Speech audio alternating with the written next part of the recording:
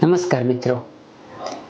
Health checkup ઘણા બધા જાગૃત લોકો વર્ષે 2 વર્ષે એકવાર હેલ્થ ચેકઅપ કરાવતા હોય છે, જેથી કોઈ બી બીમારી હોય તો શરૂઆતના સ્ટેજમાં ખ્યાલ આપણને આવી જાય.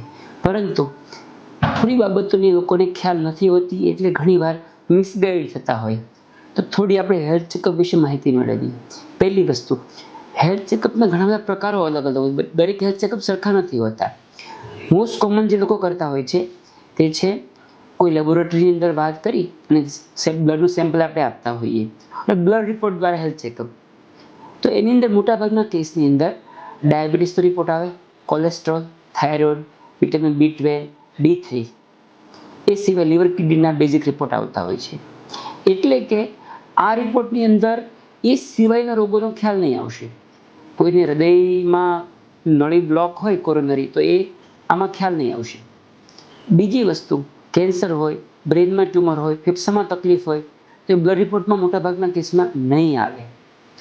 આના કરતાં અલગ રીતે હેલ્થ ચેકઅપ થતું હોય છે. કોઈ હોસ્પિટલમાં પેકેજ હોય જ્યાં એ લોકો બ્લડ રિપોર્ટની સાથે હૃદયના રિપોર્ટ પણ કરતા હોય છે. કાર્ડિયોગ્રામ, ઇકોકાર્ડિયોગ્રાફી અને ઘણીવાર પટ્ટા પર દોડાવે જેને TMT કહેતા હોય છે.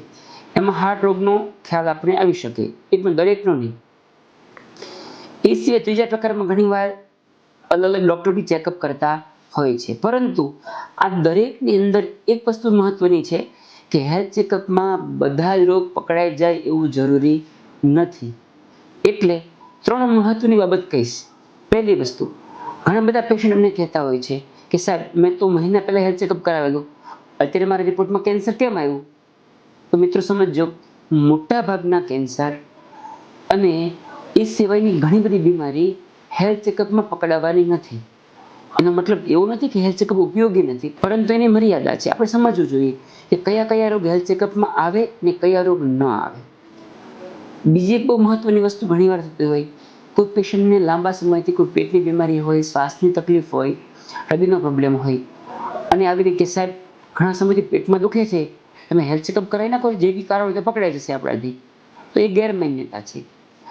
આ ટાઈપમાં જેને તકલીફ ઓલરેડી હોય એને માટે બેસ્ટ રસ્તો છે કે એના નિષ્ણાત ડૉક્ટરને બતાવો, એ ડૉક્ટર તપાસ કરે, તમારી હિસ્ટ્રી સાંભળે અને એને લગતા રિપોર્ટ કરશે.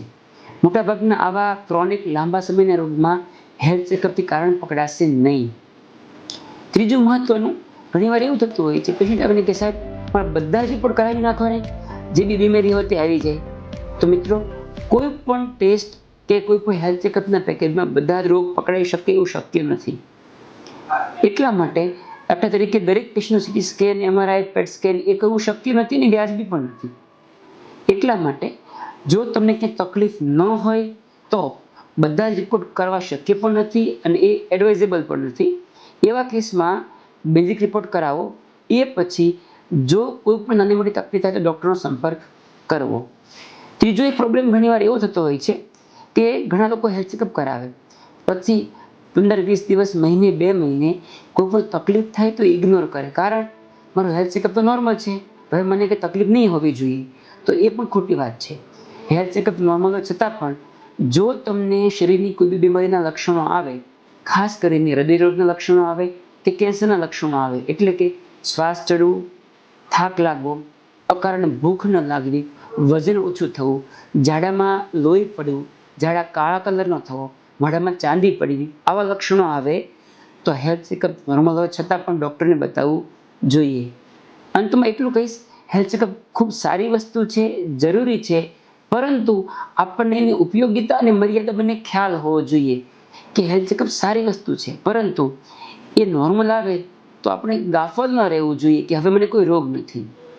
એ કર્યા પછી પણ જો કોઈ પણ રોગના લક્ષણો આવે તો ફરીવાર ડૉક્ટરને બતાવીને જે તે રિપોર્ટ કરવા જરૂરી છે. ધન્યવાદ.